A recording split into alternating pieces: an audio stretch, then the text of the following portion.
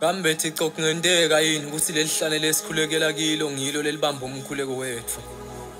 Noma indlela lesikhuleka ngayo phambi kwakho. Wathi lo myeyima kancane mfoka malini. Mina ngisola indlela lesikhuleka ngayo ngisola lo nkulunkulu. Babimbili incabile kuphile emhlabeni. Wena uthuleleni nemikhuleko lengaphendulanga phambi kwebuso bakho. Ngoba abantwana bakho abasakholwa ukuthi ukhona futhi uyaphila.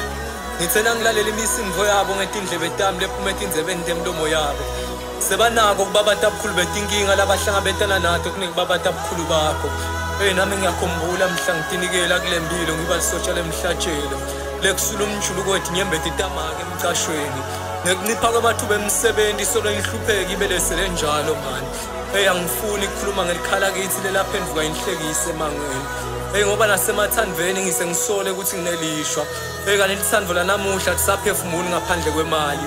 Nekubonakala ugcoke kahle uphuma kanokusho sekusho lempilo.